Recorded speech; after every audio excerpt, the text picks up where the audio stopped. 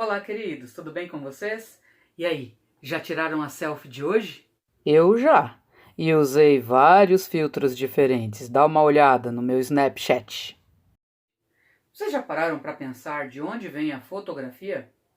Essa que faz parte do nosso cotidiano, em vários locais, né, da sua casa, em vários locais da nossa sociedade. A nossa sociedade hoje é muito imagética.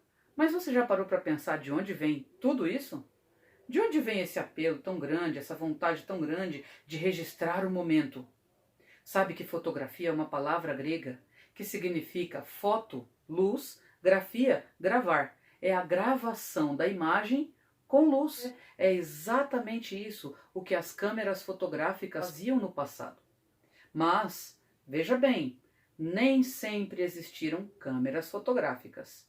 A princípio, os gregos, em 350 a.C., já começaram a descobrir processos químicos para registrar algum tipo de imagem. E vários estudos foram feitos para tentar fixar a imagem em alguma superfície, fosse ela uma madeira, fosse também uma placa de ferro e até mesmo o papel. Apenas no século XIX é que as coisas começaram a mudar. Houve um francês chamado Louis Daguerre que criou um protótipo que era uma caixa de madeira bem pesada chamada daguerreótipo. Deu esse nome, daguerreótipo, por causa do sobrenome do Louis. E aí ele conseguia, então ele reproduziu ali dentro uma câmara escura. Ele havia pedido para que todas as pesquisas feitas relacionadas à fotografia que fossem liberadas, que fossem colocadas públicas, para que todo mundo tivesse acesso e pudesse contribuir com isso que virou uma ciência, a ciência da imagem, o estudo da imagem. Inclusive, não sei se você sabe, mas o próprio estudo da imagem, que é um estudo da física, também envolve química, porque tem a parte da impressão na superfície, a impressão da imagem na superfície. Tudo isso começou e foi muito utilizado por vários outros pesquisadores, por vários estudiosos e até artistas que usavam a técnica da câmara escura para projetar algum tipo de imagem e desenhar por cima, veja você. O próprio Leonardo da Vinci utilizou a câmara escura para fazer algumas das suas invenções. Bem, não sei se vocês já viram uma câmara escura. Ela é totalmente escura, por isso o nome já diz, e fica apenas uma pontinha, um pontinho de luz que vai entrando ali e vai projetando a imagem do outro lado. Esse projetar da imagem é uma imagem que se projeta de ponta cabeça. Apenas muito tempo depois, com os irmãos Lumière, que inclusive foram eles que inventaram o cinema, apenas muito tempo depois é que você vai ter pela primeira vez uma foto colorida. As fotos para serem coloridas antigamente e até os filmes para serem coloridos eram coloridos quadro a quadro e à mão, imagine você. Era um trabalhão, não é? O que você acha? Eu quero então pular no tempo e avançar um pouquinho, chegando ao Brasil. Havia um estudioso francês que resolveu morar no Brasil e que ele também fazia experiências. Até foi ele que usou pela primeira vez a palavra fotografia. E ele incentivou tanto o nosso imperador, Dom Pedro II, que o Dom Pedro II virou o primeiro fotógrafo brasileiro. Ele tirou fotos de várias coisas da época. Ele tirou foto do Rio de Janeiro, ele tirou foto da família dele, tirou foto dele mesmo. Ele amou. E ele tinha justamente um daguerreótipo, que é aquela caixa pesada que não era para todo mundo. Se abrisse um daguerreótipo, era capaz de queimar todo o filme. Já ouviu falar nessa expressão? Ela vem da fotografia. Queimar o filme vem da fotografia. Tem uma outra também que vem da fotografia, que é Olha o Passarinho. Já ouviu falar? Olha o Passarinho?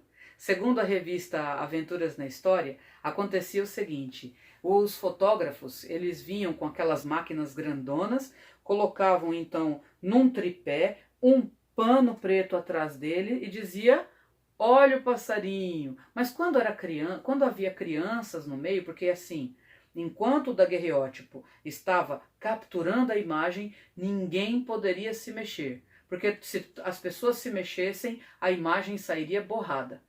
Então imagina segurar uma criança durante um tempão ali, pelo menos uns 10 minutos na frente do daguerreótipo, né? O que ela ia fazer naquele momento? Tinha que balançar o pé? Não se mexa, não pode balançar o pé. Então os fotógrafos mais antigos criaram um sistema que era o seguinte, que eles iam distraindo as crianças, colocando gaiolas bem bonitas, coloridas, com passarinhos diferentes, para que as crianças ficassem olhando o passarinho enquanto capturava-se a sua imagem, sem que ela se mexesse tanto.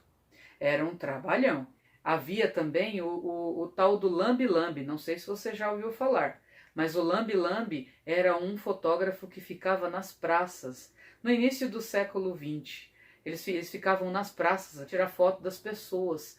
E por que eles recebiam esse nome? No lugar de filme, eles tinham uns vidros grossos assim, em que eles já aplicavam a camada de químicos, de produto químico. E aí na hora de tirar o vidro de dentro da caixinha, ele não sabia qual era o lado que era o lado correto, porque para ser o lado correto era o lado que tinha os produtos químicos passados naquele vidro. Então ele lambia a pontinha do vidro, e aí se tivesse amargo na língua, é porque aquele lado era o correto para gravar a imagem. Então imagine, aí ficou conhecido como lambe-lambe, né? Para a máquina ficar mais popular, isso demorou bastante tempo.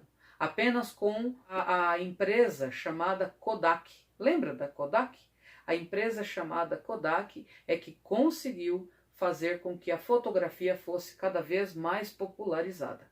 Foi na década de 70 que começaram a surgir as primeiras máquinas e que usavam filme mesmo, que você poderia comprar nas lojas, o filme à parte, a câmera à parte, para fazer ali a inserção do filme e utilizar. Depois levava até um laboratório para fazer a revelação. Mas eu vou mostrar para vocês uma coisinha. Olha só, era desse jeito, com uma máquina como essa, que se capturavam as fotos. Ela não tem pilha, não tem nada. A única coisa que ela tem é uma alavanca, que você puxa a alavanca e depois você mira nesse quadradinho e ó, tira a foto. Essa máquina funcionava mais ou menos assim. Essa é uma máquina do meu sogro e da minha sogra, que usaram durante muito tempo. Olha aqui, só para você ver a parte de dentro dela. Então aqui é uma portinha totalmente vedada, não entra luz aqui de jeito nenhum. Colocava um filme, que era um rolinho, e puxava para cá e depois trancava. Quando você trancasse com o filme dentro, não poderia abrir de jeito nenhum, porque senão você ia literalmente queimar o filme. Se entrasse luz na máquina, acabava toda a imagem dela. E havia possibilidade de fotografar 12, 24 e 36 fotos, poses, né, como a gente chamava. 12, 24 e 36 poses. Quero mostrar para vocês um filme que realmente foi revelado e que tinha imagem sim. Dá uma olhada aqui, ó. Talvez você não enxergue. Você pode observar que esse filme tem as cores invertidas. Depois disso aqui, a gente levava, quando acabavam todas as poses do rolinho, a gente levava até a loja e lá nessa loja eles revelavam, utilizando elementos, produtos químicos para fixar a foto do negativo num álbum como esse, que vocês estão vendo aqui. E aqui eu tenho uma foto muito antiga, que é uma foto dos meus alunos fazendo uma peça de teatro, olha aí, ó. Faz bastante tempo isso, hein? Acho que todos esses meus alunos aqui já devem estar adultos, com filhos e tudo mais. Bem, e o tempo foi passando até chegarmos na máquina digital. Olha só que belezinha essa máquina aqui. Ah, tá sem pilha. Caramba! Apesar de estar sem pilha, o processo ainda é o mesmo. Essa cortininha, ela abre e fecha quando eu aperto o obturador para capturar a imagem. Então ela abre e fecha rapidinho. né? Ela faz inclusive esse barulhinho que é de abrir e fechar uma cortininha que tem aqui dentro da máquina. Tá certo? Então é isso, essa é a primeira aula sobre fotografia e história da fotografia. Você vai receber um pequeno questionário para responder desta primeira aula, e na aula que vem eu vou começar a explicar talvez algumas técnicas para você de como segurar bem uma máquina fotográfica. É claro que nós vamos dar muito mais ênfase ao celular, ao uso do celular como máquina fotográfica, como um objeto de registro de imagem também, tá certo?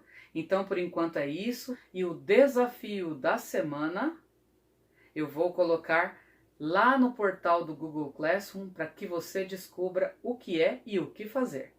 Te vejo na próxima aula, aquele abraço, tchau!